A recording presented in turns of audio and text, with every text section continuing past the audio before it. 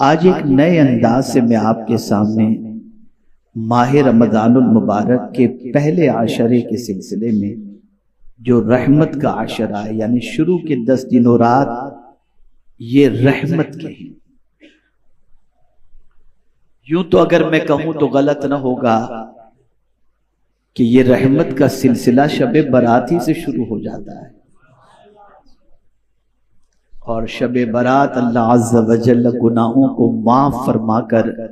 اپنی رحمتوں کی بارشیں نازل فرما دیتا ہے۔ اگر میں یہ کہوں تو غلط نہ ہوگا کہ بظاہر انسان یہ تصور کرتا ہے صبح صادق سے لے کر غروب آفتاب تک کھانے پینے عمل زوجیت سے رکنا، یار یہ مشقت والی بات نہیں، یہ تکلیف والی بات نہیں۔ تو میں آپ کو بتاؤں، بظاہر نظر آنے والی اور پیش آنے والی اس تھوڑی تکلیف کے بعد کی راحت کو اگر دیکھیں تو میں صرف ایک مثال کے ذریعے آپ کو سمجھا دوں۔ ہم گندے ہیں، گناہوں سے ہمارا دامن آلودہ ہے، سر کے بالوں سے لے کر پیر کے ناخن تک ہم گناہوں کی گندگی میں ڈوبے ہوئے ہیں۔ اللہ ہمیں پاک کرنا چاہتا ہے، اور یہ صرف مثال سمجھنے سمجھانے کے لیے ہے۔ ایک بچہ جب گندا ہو جاتا ہے اور گندگی سے آلودہ ہو جاتا ہے تو ماں جب اپنے بچے کو صاف کرتی ہے تو بچہ چیختا ہے، بچہ چلاتا ہے، لیکن جب وہ صاف ستھرا ہو جاتا ہے پھر اس کے بعد وہ اس طرح سے سوتا ہے کہ جیسے گہری نیند وہ سو رہا ہو، اور اس کے بعد اسے سکون کی نیند آتی ہے۔ گندگی میں سکون کی نیند بھی نہیں آتی، گندگی میں اسے راحت بھی نہیں ہوتی، گندگی میں وہ روتا بھی رہتا ہے۔ لیکن جب ماں اس کو اچھی طریقے سے دھلا دیتی ہے، صاف کر دیتی ہے، اچھے کپڑے پہنا دیتی ہے،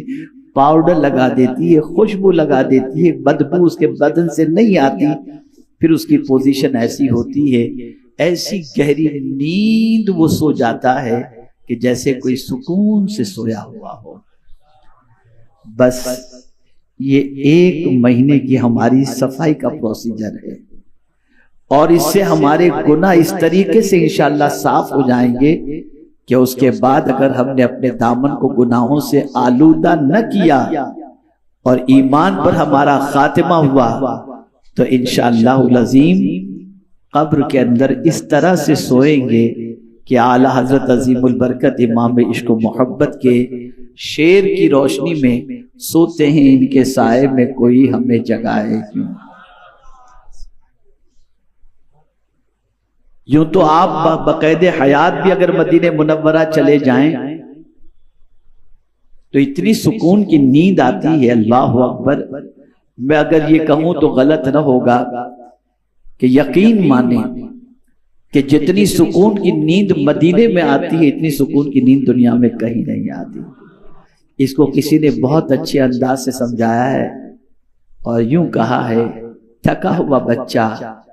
جب ماں کی گود میں سر رکھ دے تو اسے فوراً نیند آ جاتی ہے۔ ایک پریشان حال امتی جب مدینے پہنچ جاتا ہے تو حضور کی رحمت کی گود میں گویا کہ اس نے سر رکھ دیا ہے اور اللہ اسے سکون کی نیند عطا فرما دیتا ہے۔ خیر، اب آئیے سمجھتے ہیں۔ میں آج چاہوں گا کہ بالکل ہوش و حواس کے ساتھ، پورے شعور کے ساتھ، پوری بیداری کے ساتھ آج گفتگو کو سنیں، چونکہ رات کا کافی حصہ گزر چکا ہے اور مجھے اس وقت ایک بھی شاید ایسا نظر نہیں آ رہا جو جھپکی لے رہا ہو۔ ماشاءاللہ تقریباً بیزار کی جگہ پر بیدار ہی مجھے نظر آ رہے ہیں۔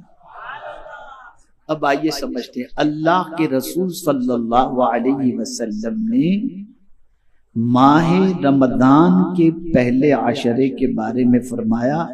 شہر اولہ رحمت، ماہ رمضان کا پہلا عشرہ رحمت کا عشرہ ہے۔ کیا مطلب یہ ہے کہ اس ماہ مبارک کے پہلے عشرے میں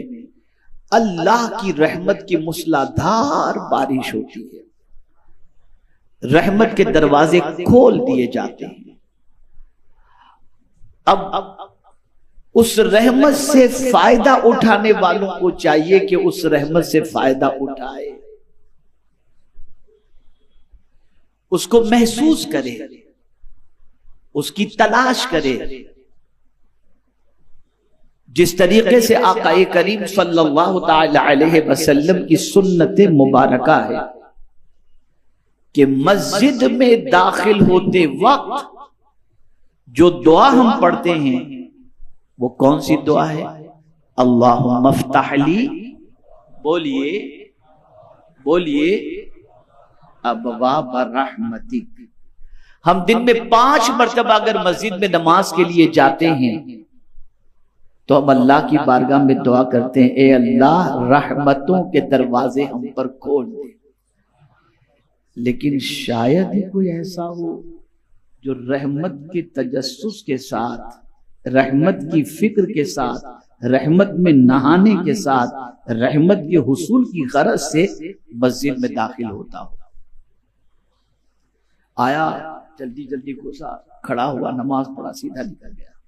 اس کے ذہن میں بھی نہیں ہے کہ میں جہاں داخل ہو رہا ہوں وہاں داخل ہونے سے پہلے میں نے یہ دعا کی تھی کہ اللہ رحمت کے دروازے مجھ پر کھول دے۔ لیکن کبھی اس نے رحمت تلاش کرنے کی کوشش نہیں، کبھی اس نے غور نہیں کیا۔ رحمت برستی ہے، رحمت کے دروازے کھل جاتے ہیں، لیکن اس رحمت کو پانے کے سلسلے میں اور اس رحمت کے حصول کے سلسلے میں جو جذبہ چاہیے وہ جذبہ ندارت۔ اور یہی وجہ ہے کہ ہم یوں ہی مسجد میں گھس جاتے ہیں، اور حضرت بایزید بستامی علیہ الرحمہ جب اذان سنتے اور مسجد کی طرف نکلتے تو کانپتے تھے، چہرہ زرد پڑ جاتا۔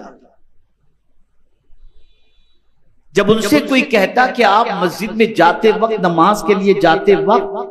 اس طرح سے کانپتے کیوں ہیں، تو جواب میں ارشاد فرماتے ہیں، بندے ذرا یہ بتا، کیا کوئی ناپاک جسم والا مسجد میں داخل ہو سکتا ہے؟ تو لوگ کہتے نہیں، تو فرماتے ہیں جسم تو انسان دیکھتا ہے، جس جسم کو انسان دیکھتا ہے وہ اگر گندا ہو تو اس کے ساتھ مسجد میں نہیں داخل ہوا جا سکتا، تو جس دل کو خدا دیکھ رہا ہو اگر وہ دل گندا ہو تو اسے لے کر میں مسجد میں کیسے داخل؟ تو وہ مسجد کی عظمت کو سمجھتے تھے۔ بہت ساروں کو مسجد کے در و دیوار سے آواز آتی تھی، جیسا کہ حضرت ابراہیم ابن ادہم رحمت اللہ تعالی علیہ عبادت کر کر کے رات کے وقت جب تھوڑی سی تھکان سی محسوس ہوئی تو مسجد کی دیوار سے انہوں نے ٹیک لگا کر مسجد میں پیر کو دراز کر دیے، لمبے کر دیے، تو آواز آتی ہے، اے ابراہیم، کیا بادشاہ کے دربار میں ایسے ہی بیٹھا جاتا ہے؟ تو حضرت ابراہیم ابن ادہم علیہ الرحمہ نے اپنے پیر سمیٹے اور قیامت تک، یعنی جب تک کہ آپ زندہ رہے، جب تک آپ زندہ رہے، زندگی کی آخری سانس تک آپ نے اپنے پیر کبھی مسجد میں دراز نہیں۔